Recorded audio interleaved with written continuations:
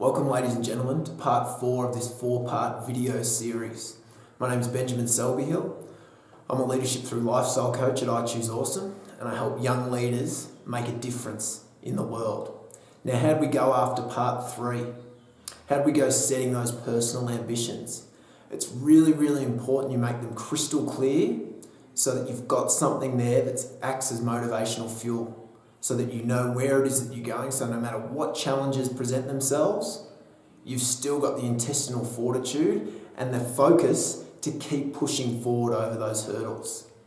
It's sometimes easier said than done, so you need everything in your corner that you can get. So really develop those ambitions. All right, today, in the 4th video, we're going to be talking about where you're currently at and where you're going. At the conclusion of today's video, I want you to have a set of your own personal KPIs by which you can measure your progress or your lack thereof progress. From a life self-evaluation point, we're going to establish exactly where you're at now in different fields of your life and what your KPIs are for success, what determines success in each one of those fields. It's obviously imperatively important for us to understand where we're at any given point and where we're working towards so that we can see how we're progressing accordingly. If we don't implement these things that we're going to be speaking about today, well, you sort of end up wandering aimlessly. You don't know where you're at any given point. So you've got no grasp on the progress that you've made, or if in fact you're actually backtracking. And then essentially you become like everyone else, just wandering aimlessly. In order to get to that position of esteem, that position of influence, and become that leader, you need to be driven. You need to understand your KPIs. What are your measurements for success according to you? And then work on engaging in those actions daily in order to get those desired results. So if we take this information that I'm presenting today and apply it to the full degree, well, the results can be really, really profound. I've had some clients that have achieved great success that I'm going to speak about a little bit later by actually just taking accountability for what it is that they need to do and understanding what it is that they need to do, then doing it. You develop a laser focus. You know exactly where it is that you're going and what units you're measuring it by, and you work to them. And in saying that, you can identify weaknesses and work on those weaknesses so that you become stronger across the board. You become like the Usain Bolt of your company. Usain Bolt's a great example. He's one of the guys that I look up to. He's a great leader. But the definition for him is really quite simple of success and failure. He simply wants to go fast. Everything that he does, all his training, is all about going fast and beating that time. They're his KPIs for success and failure. The seconds on the clock, how fast he can go or how fast he didn't go. So you're going to become like the Usain Bolt of your company. So let's talk about the principles that we need to apply in order to develop strong KPIs and assess where we're at now. Firstly, you need to become brutally honest with yourself.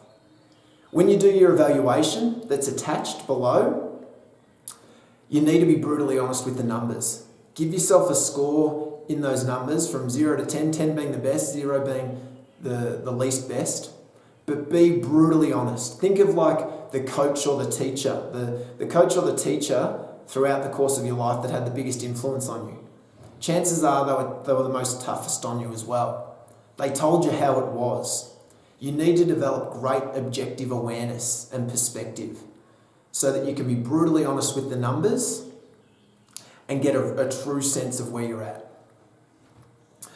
Once you've assessed where you're at, then you need to develop humility, and you need to always have that humility etched within you. That works hand in hand with being brutally honest. Concede when you don't get it right. I recently saw Conor McGregor. He's a UFC fighter, pretty famous. You probably know him, but he suffered his first loss, and he's a bit of a showman. He speaks a lot in the lead up to the fights, and he's quite boisterous. And he was just like he was in all his fights in the lead up to this one, but he lost. But then afterwards, he was already analysing where he went wrong. He conceded he didn't perform well enough and his opponent was better on the day and took it on the chin. You need to develop humility. As a leader, it's so important to have that essence of humility because you're not going to get it right all the time. Concede when you get it wrong and then work with other people's strengths in areas perhaps where you're not as strong. Once you're starting to develop that humility and you've understood exactly where you're at and you've got brutally honest with yourself, then we need to establish indicators.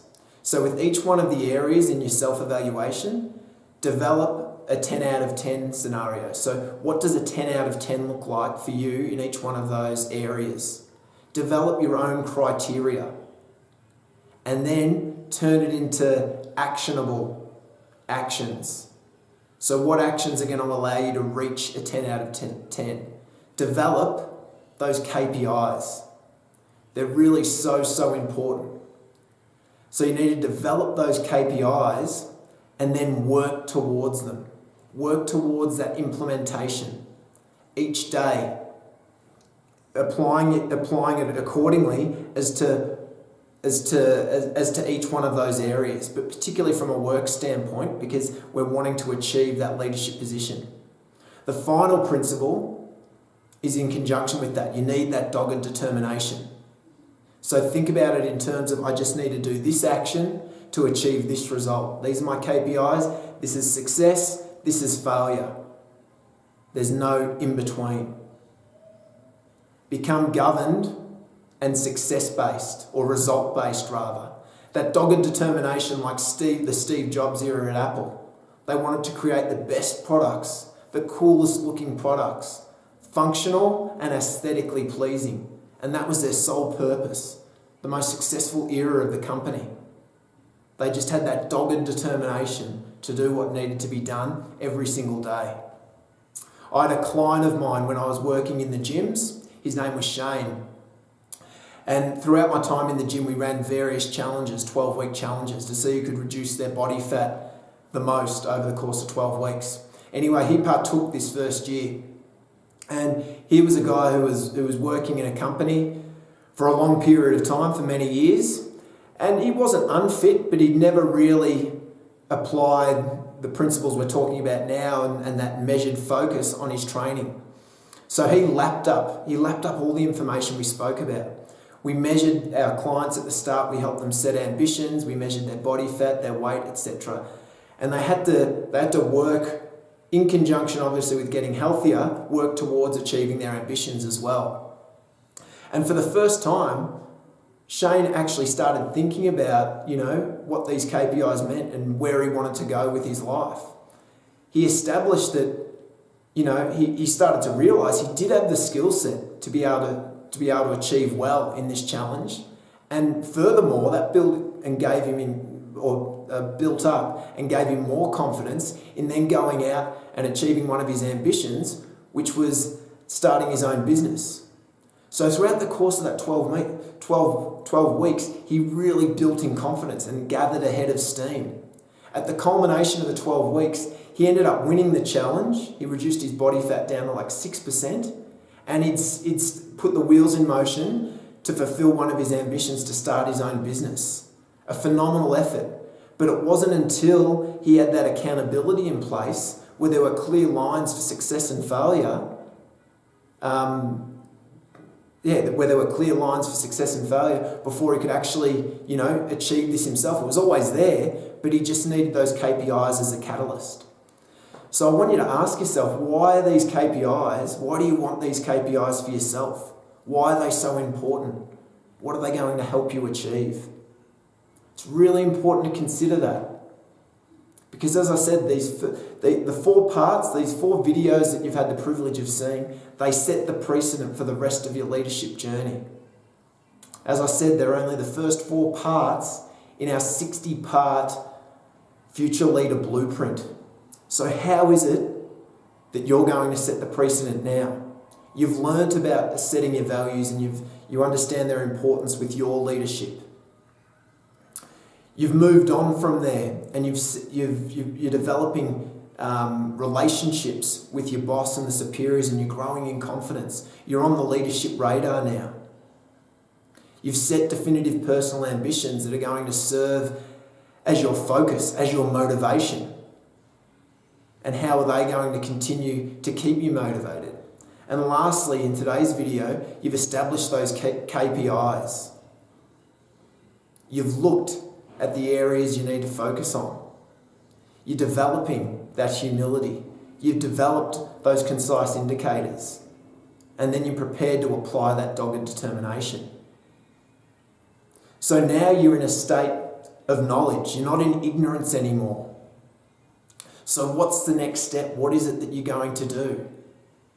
My job is to help you make great decisions. I help carve and cultivate the leaders that are going to make a difference well into the future. You need to ask yourself the question though, do you want to be a leader who makes a difference? Do you want to get recognised by management as a future leader? Do you want to assume that leadership position and receive the pay rise and the title and everything that goes with it? But underpinning all that, do you care enough to want to make a difference? The choice is simple. Is it a leader or a follower? If you want to make that difference, the next step's easy. Below you'll see a link, or you'll see the actual form, an online form that you can fill out. If you don't have the form there, click the link and fill out the form online after clicking that link.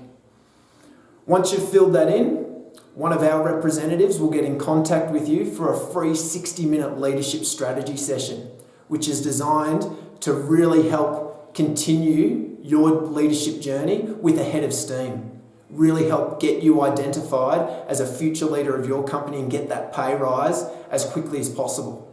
But it's all up to you. As I said at the start and I'll say at the finish, the choice is yours. Are you a follower or are you a leader? I'm looking forward to those of you that want to be the leaders of tomorrow that make the difference. My name's Benjamin Selbyhill. Keep choosing awesome in the interim, and I look forward to seeing you soon.